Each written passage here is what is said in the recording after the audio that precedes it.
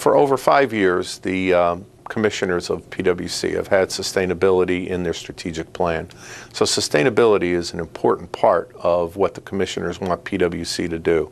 Sustainability is not something that you snap your fingers and create. It's a long-term vision. That's why we use the word sustainability rather than energy conservation. Energy conservation is something that you can look at and have a short-term view, while sustainability is something that you look at in the long term. And that's what the commissioners wanted PWC to take a look at. And that's both on the electric and the water side. Well, PWC has taken on a number of initiatives, again, taking a look at the long term. We've tested a lot of hybrid vehicles in our fleet, and we're continuing to do that. Something that's visible to customers is when they go to places like the home show, they see PWC there with their display taking a look at fluorescent lighting and handing out the compact fluorescent lights. That's something that PWC is doing to help educate the customers. Another thing that PWC is doing is we're part of a consortium that's taking a look at establishing, converting swine and poultry waste to electricity. And that's something that we're doing in collaboration with Duke and Progress and a number of other municipals in the state. That's something that has very important long-term possibilities for reducing energy consumption in the state. Conservation is a big part of what customers can do to help sustainability and reduce their bills. There's several things customers can do to lower their energy or even just keep them at a good medium. What they can do is first off set their thermostat at 78 degrees or lower if you need it, but keep it set it at a comfortable and set it there and leave it. You can install some ceiling fans if you have them in there, turn them on, blowing down on you, because the ceiling fan will cool the skin. And also you probably want to have them turned off if you're not in the house. Anything you leave off, you're not using energy. Keeping your windows shaded, blinds closed in the summer on your south-facing part of your house to keep, the morning sun from coming in. When you're heating an air conditioning unit, you want to make sure you have a clean filter to keep the motor from running so hard.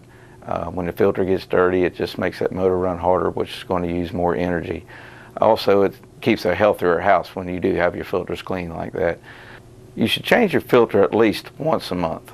A lot of times people will service their heating and air conditioning unit winter and summer. It is important to do that and have a trained technician to come out and look at it, but it's also important that the homeowner themselves takes responsibility to keep the filter changed.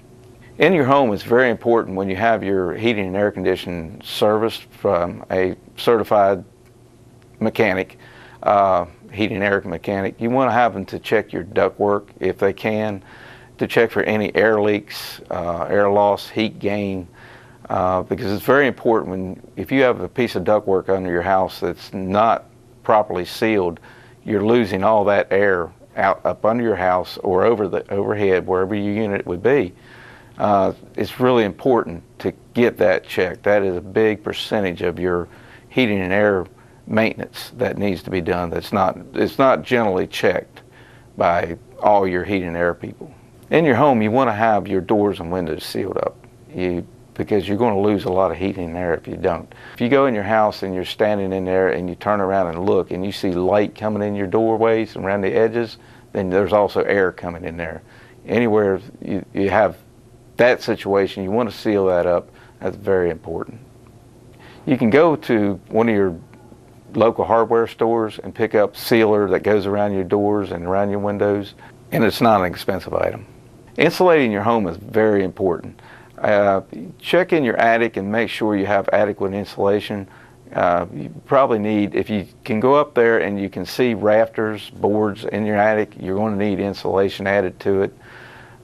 Your walls are something that's really hard to get insulation in there, but there's still, you have things that you can insulate. Your receptacle outlets, you can put your little insulators in behind your covers, things like that. Any of that stuff can help air infiltration from coming into the house. Running appliances in the evening is better for the utility company. That way we don't have to buy the energy at our peak hours, and we can save you money. That's what we call a time of use. So if you use your energy in the evenings, hopefully we can keep the cost of energy down by doing this.